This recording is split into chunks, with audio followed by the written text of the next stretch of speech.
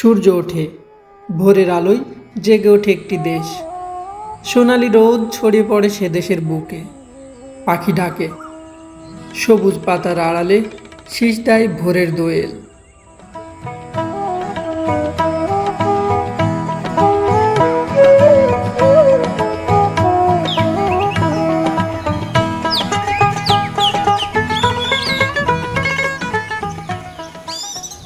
ধীরে ধীরে কর্মব্যস্ত হয়ে ওঠে জনপদ।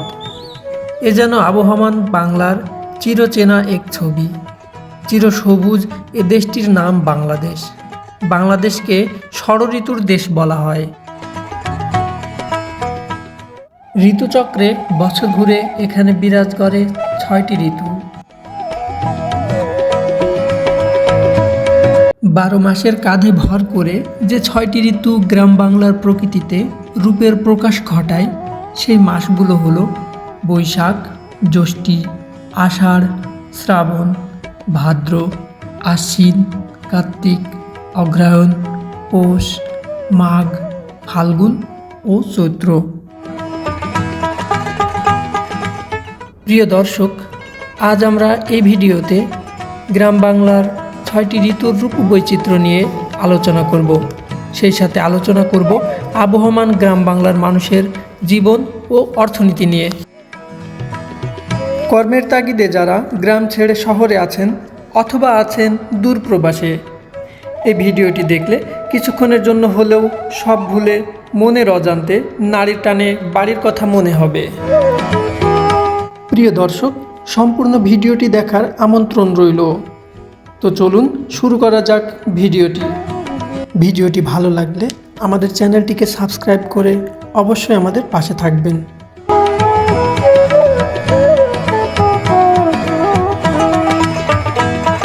ঋতুচক্রের প্রথমে যে ঋতুটি রয়েছে সেটি হলো গ্রীষ্মকাল। বৈশাখ ও জ্যৈষ্ঠ এই ২ মাস হলো গ্রীষ্মকাল। প্রচণ্ড তাপদাহ আর কাঠফাটা রোদ এর সূচনা। বছরের প্রথম দিন আর ঋতুচক্রের প্রথম মাস হলো বৈশাখ।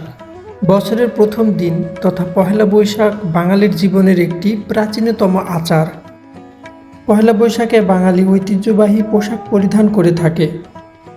গ্রামে গঞ্জে বসে বৈশাখী মেলা। গ্রামীণ অর্থনীতিতে বৈশাখ মাস গুরুত্বপূর্ণ ভূমিকা পালন করে। এ মাসে ধান কাটা হয়, কৃষকের নতুন ধান ঘরে ওঠে। এই সময়টা কৃষকের সারাটা দিন অনেক ব্যস্ততার মাঝে কেটে যায়, কেননা যখন তখন উঠতে পারে বৈশাখী ঝড়। তারই আগেই ক্ষেত থেকে সংগ্রহ করা ধানগুলো মাড়াই করে তা সংরক্ষণ করতে হবে। একটানা অক্লান্ত পরিশ্রমের ভিতরে একটুখানি বিশ্রাম নেওয়ার সময় পায় না কৃষক, কেননা একটুখানি বিশ্রামের কারণেই কালবৈশাখী ঝড়ে সব কিছু উড়িয়ে নিয়ে যেতে পারে। এরই মাঝে কখনো কখনো মাড়াই করার পূর্বেই পশ্চিম আকাশে দেখা দেয় মেঘের ঘন ঘটা। সজোরে বাতাস বইতে থাকে আর শুরু হয় কৃষকের দুর্ভোগ। এই বুঝি বিগত ৩ মাসের পরিশ্রমের ফসল আর ঘরে ওঠানো হলো না।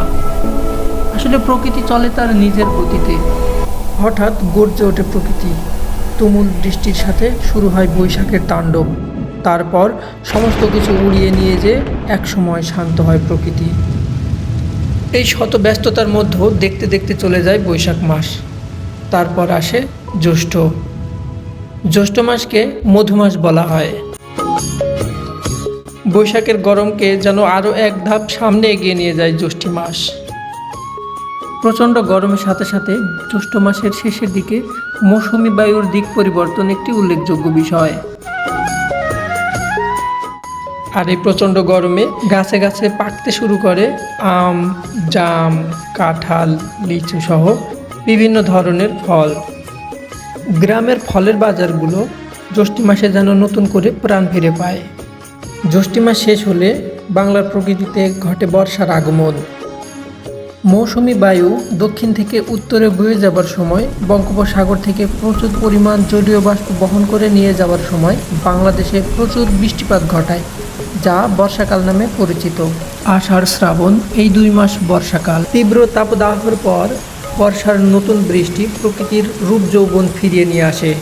সেই সাথে সাথে ডোবানালা সব জলে ভরে ওঠে। মাঝে মাঝে মুষলধারার বৃষ্টি গ্রামের সাধারণ মানুষের জনজীবনের স্বাভাবিক জীবনযাত্রায় বাধা হয়ে দাঁড়ায়। গৃহপালিত পশুর খাবার জোগাড় করতে গ্রামের কৃষকের দুর্ভোগের আর শেষ থাকে না। তুমুল বৃষ্টিতে ডোবানালা ভরে ওঠার সাথে সাথে ব্যবহারের অনুপযোগী হয়ে ওঠে গ্রামের রাস্তাঘাট, যা গ্রামের মানুষের দুর্ভোগে এক নতুন মাত্রা যোগ করে। তবে এই বিপুল পরিমাণ বৃষ্টিপাত পরিপূর্ণ হয় নদী-নালা, খাল, বিল, যা আগামী 1 বছরের জন্য প্রকৃতিতে পানির চাহিদা পূরণ করে থাকে। বর্ষার সময় প্রাকৃতিকভাবেই মাছেরা প্রজনন করার সুযোগ পায়। এ সময় প্রচণ্ড বৃষ্টিতে ডোবানালা ভরে যায়, মাছের প্রাচুর্য ঘটে। এ সময় গ্রামের মানুষ বৃষ্টিতে ভিজে মাছ ধরার আনন্দে মেতে ওঠে। এ যেন এক উৎসব। গবাদি পশুরা ভিজতে ভিজতে বর্ষার পানিতে মাটির বুকে গজিয়ে ওঠা নতুন সবুজ ঘাস খেয়ে পেট ভরায়। বর্ষা প্রেমকে করে দ্বিগুণ আর বিরহকে 10 গুণ। প্রকৃতি যখন তার বৃষ্টির পানি দিয়ে ডোবানালা টইটুম্বুর করতে ব্যস্ত, ঠিক তখনই কোনো এক বাড়ি থেকে নাকে ভেসে আসে মাছ ভাজির ঘ্রাণ। হ্যাঁ, কিছুক্ষণ আগে ধরে আনা কৃষকের মাছ। কৃষক পরিবারের তা এখন রান্না করার প্রক্রিয়া চলছে। এদিকে তুমুল বৃষ্টিতে জনজীবন অতিষ্ঠ হলেও শিশুদের খেলার কোনো শেষ নেই। এরা দিনভর অক্লান্তভাবে খেলতে থাকে আর বৃষ্টিতে ভিজতে থাকে। বর্ষার সময় আমাদের জাতীয় ফুল সাদা শাপলার দেখা মেলে। ঝিলের জলে পাপড়ি মেলে শাপলা ফুল জানান দিতে থাকে যে শ্রাবণের আবির্ভাব ঘটেছে। চোখ জুড়ানো শাপলা ফোটা ঝিল অবিরত শোভা ছড়াতে থাকে। আমাদের দেশে সাধারণত 2 ধরনের শাপলা দেখা যায়। একটা হচ্ছে সাদা শাপলা, যা আমাদের জাতীয় ফুল, এবং অপরটি হলো লাল শাপলা। লাল শাপলার বিল এক অন্যরকম নৈসর্গিক দৃশ্য। বাংলাদেশের অনেক জেলায় শাপলা ফুলের গাছকে সবজি হিসেবে খাওয়া হয়ে থাকে। বর্ষার প্রকৃতির শোভাকে আরও এক ধাপ বাড়িয়ে দিতে গাছে গাছে ফুটে ওঠে কদম ফুল।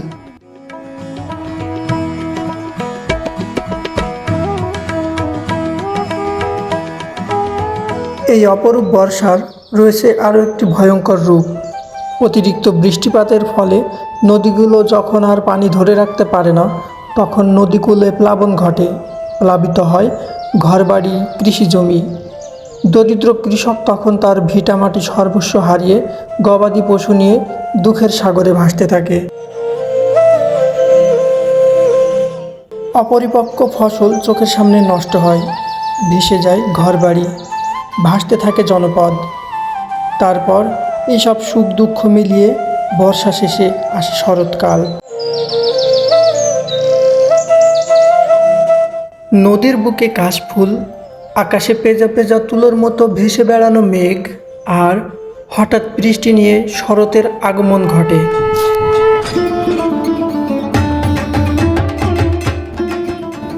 ভাদ্র আশ্বিন, এই 2 মাস শরৎকাল। গ্রাম বাংলার শরতের আবহাওয়াটা ভীষণই রকম উপভোগ্য।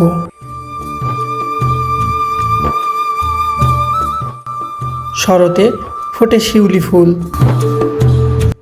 রাতে ফোটা শিউলি ভোরের সূর্যের মুখ দেখার আগে ঝরে পড়ে মাটিতে। তারপর গ্রাম বাংলায় আসে হেমন্তকাল। কার্তিক ও অগ্রহায়ণ, এই 2 মাস হেমন্তকাল। হেমন্তে কৃষকের নতুন ফসল ঘরে ওঠে। মাঠে মাঠে ধান কাটার ধুম পড়ে যায়। শুরু হয় কৃষকের ব্যস্ততা, ধান কাটা, ধান মাড়াই, আরও কত কাজ। নতুন ফসল ঘরে তোলার এই মৌসুমটা গ্রামীণ জনপদে যেন অনেকটা আচার অনুষ্ঠানের মতো। সকলেই ব্যস্ত সকলের ফসল সঠিকভাবে সংরক্ষণ করার জন্য। ধান কাটা, মাড়াইয়ের কাজে কৃষকের সকাল দুপুর কেটে যায় মাঠে।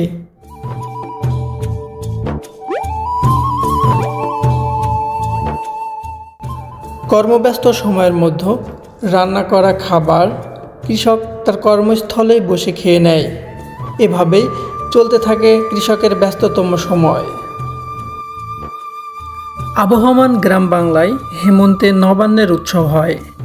নবান্ন যা মূলত নব অন্ন বা নতুন ফসলের খাবার অর্থাৎ নতুন ধানের ভাতকে বোঝানো হয়। নবান্ন উৎসবে ঘরে ঘরে পিঠাপুলি এবং পায়েসের আয়োজন করা হয়। বিভিন্ন রকম মিষ্টি জাতীয় খাবার এই নবান্ন উৎসবের অন্যতম আকর্ষণ। তারপর নবান্নের আমেজ প্রকৃতি থেকে বিদায় নিতে নিতে প্রকৃতিতে আসে শীতকাল। পৌষ মাঘ এই 2 মাস শীতকাল। স্নিগ্ধতা আর শীতলতা নিয়ে কুয়াশার চাদরে মুড়ে গ্রাম বাংলায় আগমন ঘটে শীতের।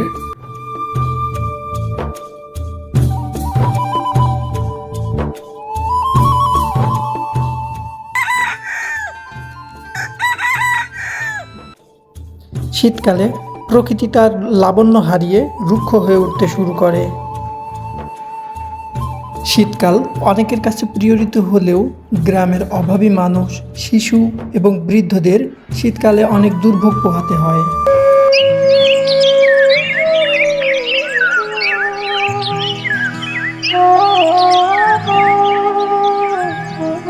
শীতকালে দেখা মেলে নতুন শাকসবজির। এ সময় নতুন শাকসবজি উৎপাদনে কৃষক কিছুটা ব্যস্ত সময় কাটায়। আর শীতের শিশির সে যেন প্রভাতের রোদে ঝিলমিল করে ওঠা মুক্তদানার থেকে কিছু কম নয়।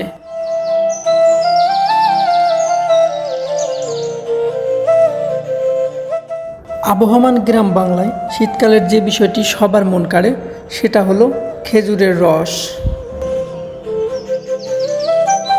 এ সময় কৃষক সবথেকে বেশি ব্যস্ত থাকে খেজুরের রসের মাধ্যমে গুড় উৎপাদনে। শীতকালে প্রকৃতিতে দেখা মেলে হরেক রকমের ফুল, যার মধ্যে অন্যতম হলো হলুদ গাঁদা। শীতের ফুলের সমারোহ দেখতে হলে আপনাকে যেতে হবে বাংলাদেশের যশোর জেলার গদখালি নামক স্থানে। এখানে আপনি গেলে শীতের প্রকৃতির এক অন্যরকম সৌন্দর্য আপনি দেখতে পারবেন।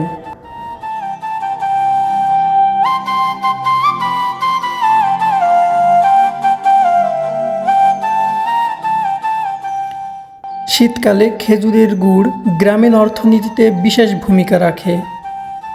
শীত মৌসুমে খেজুরের গুড় কৃষকের কিছু বাড়তি ইনকামের সুযোগ করে দেয়। বিকেলবেলা কৃষক তার উৎপাদিত খেজুর গুড় বিক্রি করার জন্য নিয়ে আসে গ্রামে গড়ে ওঠা খেজুর গুড়ের বাজারে। এই বাজার থেকেই ব্যবসায়ীরা খেজুরের গুড় কিনে শহরে অর্থাৎ আপনার হাতের নাগালে পৌঁছে দেয়, যা আপনার সারা বছরের পিঠাপুলির মিষ্টির উৎস পূরণ করে। তারপর পিঠাপুলি আর রসগুড়ের আমেজ শেষ করে প্রকৃতিতে আসে বসন্ত। ফাল্গুন ও চৈত্র এই 2 মাস বসন্তকাল। শীতের রুক্ষ প্রকৃতি আবার সজীব হয়ে ওঠে এই বসন্তে। শিমুল ফুল আর কৃষ্ণচূড়া প্রকৃতিতে আগুন ধরায়। কানে ভেসে আসে কোকিলের মিষ্টি কণ্ঠের গান।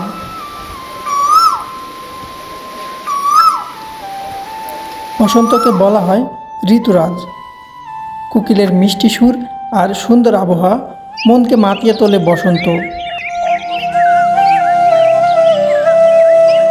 শীতের রুক্ষ প্রকৃতি আবার সজীব হয়ে ওঠে এই বসন্তে। গাছে গাছে নতুন পাতা গজায়। সময় নদীর স্রোতে ভেসে জীবনের খেয়া নৌকায় সুখ দুঃখ ভর্তি করে 6 ঋতুর এদেশে এভাবেই চলে যায় বাঙালির জীবন। তারপর একদিন বসন্তের শেষ দিন, বছরের শেষ সূর্যের অস্ত যায়। এভাবেই চলে যায় মাস, বছর আর যুগ। এভাবেই চলতে থাকে আবহমান গ্রাম বাংলার জীবন ঋতুচক্রের শেষ।